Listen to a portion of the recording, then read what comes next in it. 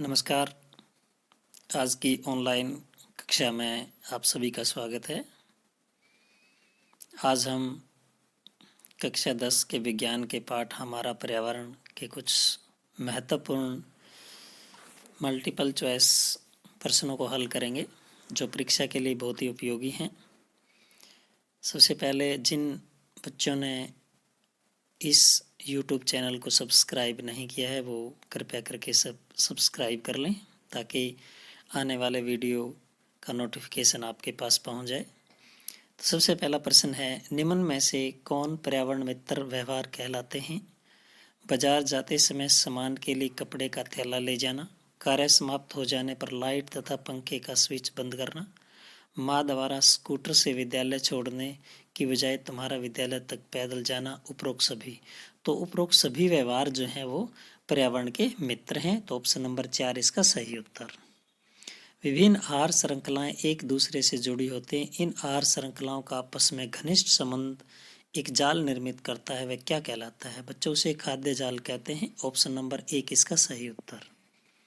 किसकी उपस्थिति में अकार्बनिक पदार्थों से कार्बनिक पदार्थ जैसे कि शर्करा एवं मंड का निर्माण होता है? सूर्य के प्रकाश, क्लोरोफिल, 1 और 2 दोनों, जैव अजैव।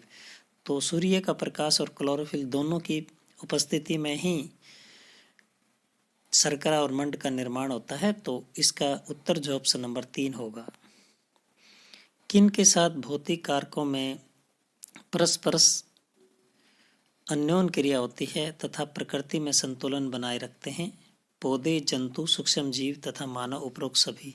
तो उपरोक्त सभी में आपस में अन्योन्य क्रिया होती है, जिससे प्रकृति का संतुलन बना रहता है। तो ऑप्शन नंबर 4 इसका सही उत्तर। वायुमंडल के उच्चतर सतह पर किस के प्रभाव से ऑक्सीजन अणुओं से ओजोन बनती है? तो पराबैंगनी विकिरण जो सूर्य से निकलती हैं, उनके प्रभाव से ऑक्सीजन जो है वो ओजोन में बदल जाती है। तो ऑप्शन नंबर 4 इसका सही उत्तर। सभी हरे पौधे एवं नील हरित शैवाल जिनमें प्रकाश संश्लेषण की क्षमता होती है, किस वर्ग में आते हैं? तो बच्चों, वो उत्पादक में आते हैं। ऑप्शन नंबर 1 इसका सही उत्तर।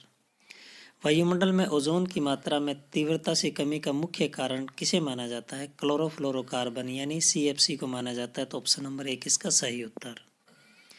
वे सूक्ष्म जीव जो मृत ऊतकों को पचाते एवं परितंत्र में मुख्य भूमिका निभाते हैं, क्या कहलाते हैं? बच्चों, उन्हें अपघटक कहते हैं, जो गले सड़े तथा मृत पदार्थों का निपटान करते हैं। तो ऑप्शन नंबर 4 इसका सही उत्तर।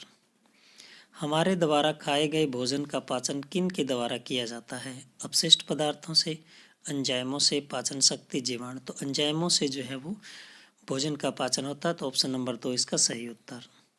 वे पदार्थ जो जैविक प्रक्रम द्वारा अपघटित हो जाते हैं, वे क्या कहलाते हैं? उन्हें जैव निम्नीकरण कहते हैं। तो ऑप्शन नंबर 1 इसका सही उत्तर है। वे पदार्थ जो जैविक प्रक्रम द्वारा अपघटित नहीं होते, वे क्या कहलाते हैं? बच्चों, उन्हें अजैव अनिम्नीकरण पदार्थ कहते हैं। जैव अनिम्नीकरण पदार्थ कहते हैं। ऑप्शन नंबर 2 इसका सही उत्तर। निम्न में से कौन से समूह में केवल जैव निम्नीकरण पदार्थ हैं? घास, पुष्प तथा चमड़ा, घास, लकड़ी तथा प्लास्टिक, फलों के छिलके, केक एवं नींबू का रस, केक, लकड़ी एवं घास। तो ऑप्शन नंबर 1 में सभी पदार्थ जो है वो जैव निम्नीकरण है, जिन्हें जो है सरल पदार्थों में तोड़ा जा सकता है। तो ऑप्शन नंबर 1 इसका सही उत्तर।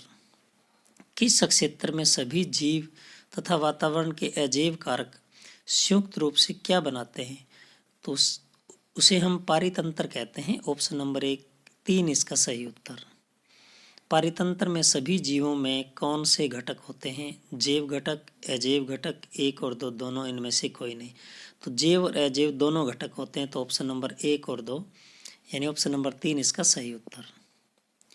निम्न में से अजैव घटक कौन से होते हैं? ताप, वर्षा, वायु, मृदा एवं खनिज, उपरोक्त सभी। तो उपरोक्त सभी जो है वो अजैव घटकों में आते हैं। तो ऑप्शन नंबर 4 इसका सही उत्तर। प्राकृतिक पारितंत्र के अन्य प्रकार कौन से हैं? तालाब, वन, झील, उपरोक्त सभी।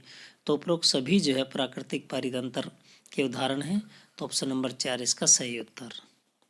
मानव निर्मित पारितंत्र कौन सा है? बगीचा, खेत, 1 और 2 दोनों, इनमें से कोई नहीं। तो 1 और 2 दोनों ही जो है मानव निर्मित पारितंत्र है। तो ऑप्शन नंबर 3 इसका सही उत्तर।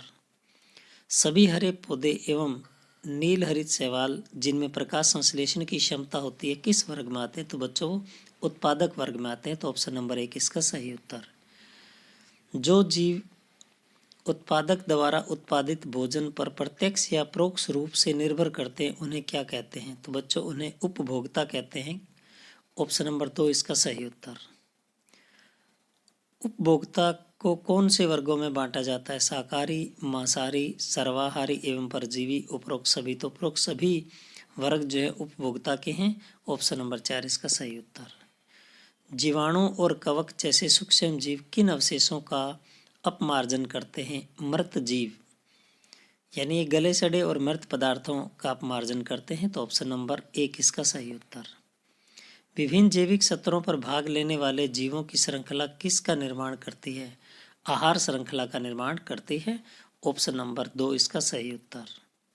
आहार श्रृंखला का प्रत्येक चरण अथवा कड़ी क्या बनाते हैं? एक पोषी सत्र बनाते हैं। तो ऑप्शन नंबर 1 इसका सही उत्तर।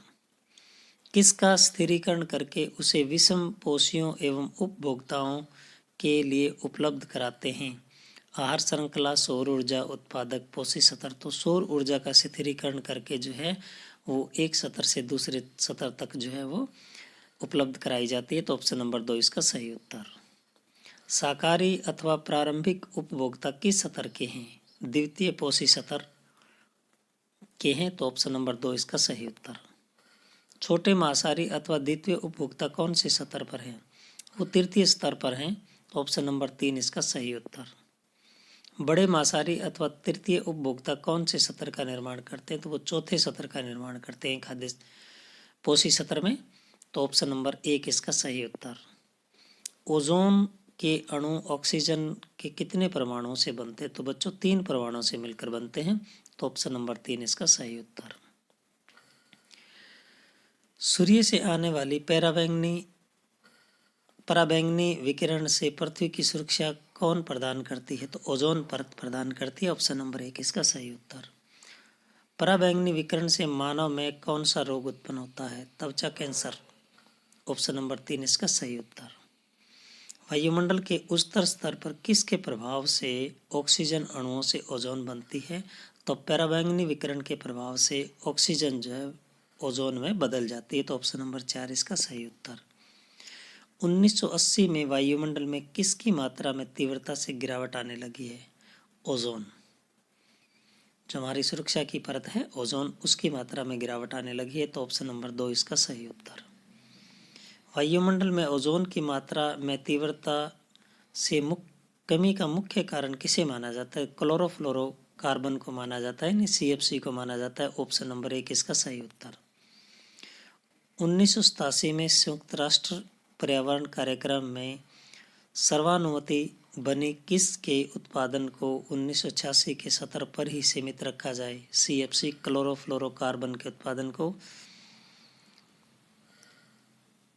ऑप्शन नंबर 3 इसका सही उत्तर। किसी एक क्षेत्र में पौधों की कुल आबादी कहाँ का कौन सा क्षेत्र कहलाती है? उसे फ्लोरो कहते हैं बच्चों। ऑप्शन नंबर 2 इसका सही उत्तर। वे सूक्ष्म जीव जो मृत ऊतकों को पचाते एवं परितंत्र में मुख्य भूमिका निभाते हैं क्या कहलाते हैं? उन्हें अपघटक जीव कहते हैं। ऑप्शन नंबर 4 इसका सही उत्तर होगा। प्रकाश संश्लेषण में पौधे सौर ऊर्जा को किस में रूपांतरित करते हैं? तो बच्चों रासायनिक ऊर्जा में रूपांतरित करते हैं। ऑप्शन नंबर 4 इसका सही उत्तर। अधिकतर उत्पादक खाद्य श्रृंखलाओं में कितने सत्र होते हैं? 3 सत्र होते हैं। ऑप्शन नंबर 1 इसका सही उत्तर। स्थलीय परितंत्र में हरे पौधे सौर ऊर्जा का कितने प्रतिशत भाग ग्रहण करते हैं? तो बच्चों 1% भाग जो है वो सौर ऊर्जा का पौधे ग्रहण करते हैं। ऑप्शन नंबर 3 इसका सही उत्तर। एक पोषी सत्र से दूसरे पोषी स्तर तक औसतन कितनी ऊर्जा स्थानांतरित होती है? तो 10% ऊर्जा स्थानांतरित होती है, जिसे 10% का नियम भी कहते हैं। तो ऑप्शन नंबर 2 इसका सही उत्तर। पराबैंगनी विकिरणों के कारण क्या होता है? मोतियाबिंद, त्वचा कैंसर, उत्परिवर्तन, उपरोक्त सभी। तो उपरोक्त सभी जो है वो पराबैंगनी किरणों के कारण होता है। तो ऑप्शन नंबर 4 इसका सही उत्तर। मुझे आशा है कि सभी बच्चों को ये प्रश्न अच्छी प्रकार से समझ में आ गए। सभी बच्चे इन प्रश्नों को अपनी कॉपी में नोट करें और याद करें, क्योंकि ये परीक्षा के लिए बहुत ही उपयोगी हैं। धन्यवाद।